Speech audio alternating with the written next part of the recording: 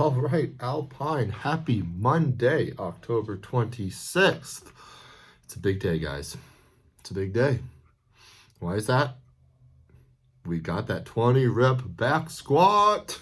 All righty. Let's just start from the beginning here. Our core temperature warm up, 3-minute salt bike, top of every minute, including 0. We're going to do 4 total jump switch lunges. Make sure you get that full hip extension, squeeze that butt at the top. Then we have for completion for a PT specific, 15 glute bridges. We all know what that rock and rolls, which is our glutes and hamstrings too. Making sure we're not dumping into our lower back. When I say dumping into our lower back, what I mean by that, I mean is that we shouldn't feel in our lower back. We should have our butt squeezed very, very aggressively while still maintaining our midline being braced. And when I say brace, I mean just that squeeze, a nice little squeeze. Think about trying to pull that rib cage down or bring your belly button to your spine. Boom, boom, pow. Then we have 4 air squats, 10 side plank clamshells each side. Working on those glutes a little bit more while also getting a little bit of core involved in there because you are in a side plank. Then we have 4 air squats, and then we have 30-second hollow body hold holding a plate. So how I want this. First, we all know how to do a hollow body hold. When this is happening now, I would like it that we're holding the plate. When we're in that hollow body with our arms behind us, we're holding that plate back. All right, so say this caution tape is my plate. I'm holding it like so. So the plate won't be like this, but it'll be like that. All right, you're gonna find that it's gonna force you to pull that rib cage down even more. It's also going to send your body a cue of telling you if you're in your lower back real quickly, because you're going to feel yourself arch and feel that in your lower lumbar. We don't want that. So bring that rib cage down. Then we have 4 PVC squats here. But with these 4 squats, I want everyone to really focus on pulling down on that bar. We're trying to bend that PVC pipe as much as possible here while we squat. What is the reason for this? What this is going to do is it's going to help us keep those shoulders nice and tight, a nice proud chest while we're squatting. A lot of the times when we get tired while we're squatting, especially when we have this large of volume at one time with this 20 rep, our chest starts to fall down and we start to get really loose there. Let's get that posterior chain rocking and rolling and keep those shoulders active there too. And we're gonna do that by bending that bar, that PVC pipe this time.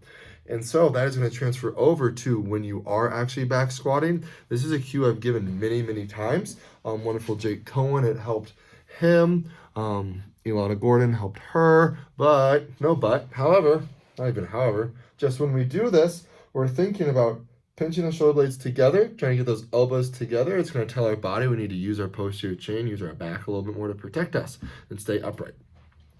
Then we have 10 total just reverse lunges. Just get the glutes a little bit more. Cool. Now, to the main card. Boom. 20 reps at one time of back squats. So how are we going to do this? Wonderful Annie helped me with this. We're going to take the first 12 minutes here to build to a heavy 1 to 2 rep back squat.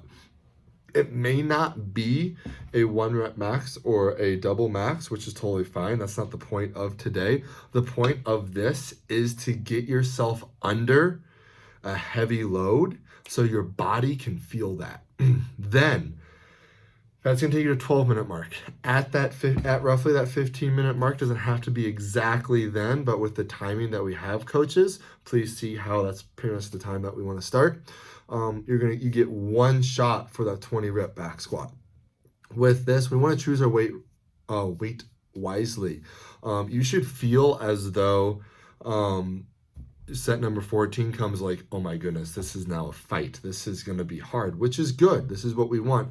This is probably going to be one of the hardest things you guys do at the gym. And don't let that scare you or drive you away here. This is something that you're going to get done and do that 20 rep and be like, wow, I had no idea that I could do that much weight, but I did.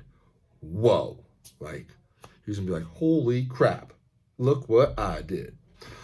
So with that, people are asking, all right, where should this be in regards to my 1 rep max? Like what percentage?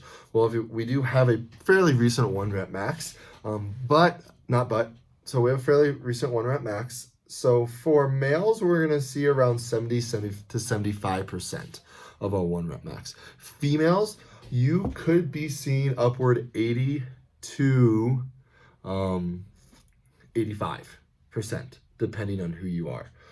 Now, if you were following our comp programming last November, December after Turkey Challenge, I had us do a breathing squat cycle. Those breathing squats, which was you do 1 rep for every 12 seconds for 20 reps. That's 20 reps right there. So for all of you that did that, you'll kind of have a rough estimation of where your 20 rep might be. With this, each rep, you're going to do that rep, and then you're going to probably need to take about 2 to 3 breaths at the top. Okay?